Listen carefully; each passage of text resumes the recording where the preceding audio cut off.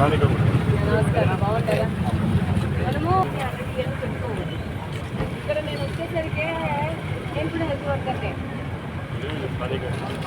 అంతే కదప్పా, మన ఊరికి ఇదంతా టూ మచ్ ఆఫ్ ప్రోటోకాల్ అంటేనే మనకి పని చేస్తా ఉన్నప్పుడు వచ్చి జాయిన్ అవుతాం.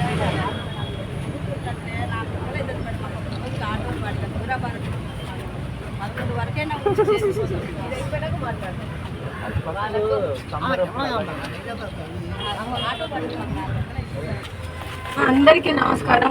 ముఖ్యంగా మొట్టమొదట ఏంటంటే మా హెల్త్ వర్కర్స్. నాకు అత్యంత ఇంపార్టెంట్ ఏంటంటే కడప కాన్స్టిట్యున్సీలో the top priority going to be మీరే. నేను మొన్న రిమ్స్ హాస్పిటల్కి పోయినా, నాకు కమిషనర్ గారు అబ్బాయి లేడు ఇక్కడ, అబ్బాయి ఫోటో చూపించినారు. నాతో రిపీటెడ్గా అబ్బాయి కలుస్తూ ఉంటాడు ఏదైనా మీ సమస్యలు ఉన్నప్పుడు.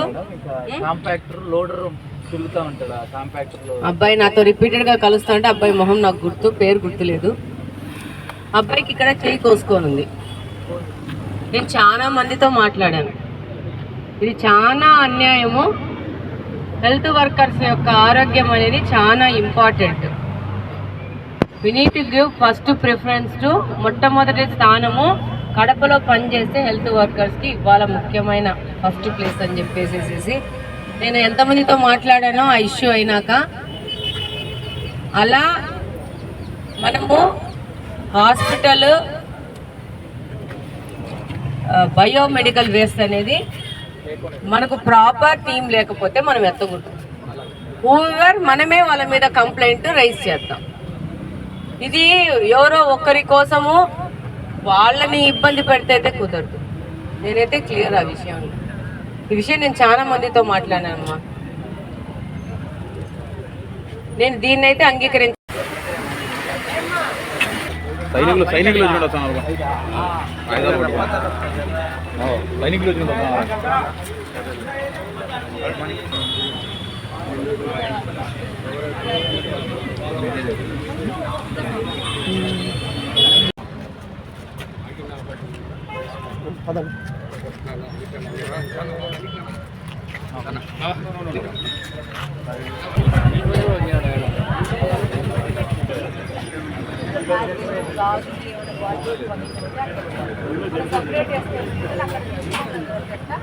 అక్కడ దేనికి దాన్ని సపరేట్ చేయడానికి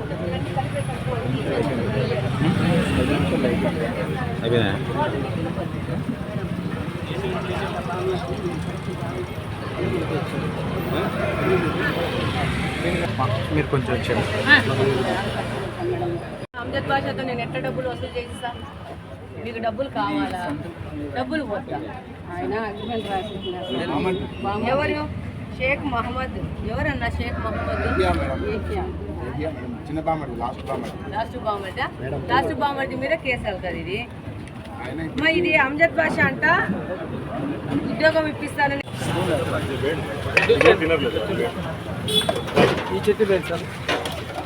ఇది సాంబార్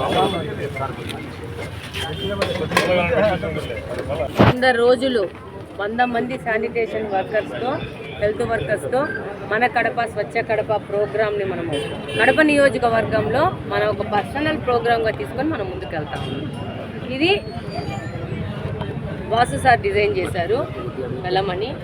దీంట్లో కార్పొరేషన్ సిబ్బంది, హెల్త్ వర్కర్సు, సచివాలయ సిబ్బంది, దాంతోపాటు అత్యంత విలువైన మా వాళ్ళు, మా కార్యకర్తలు.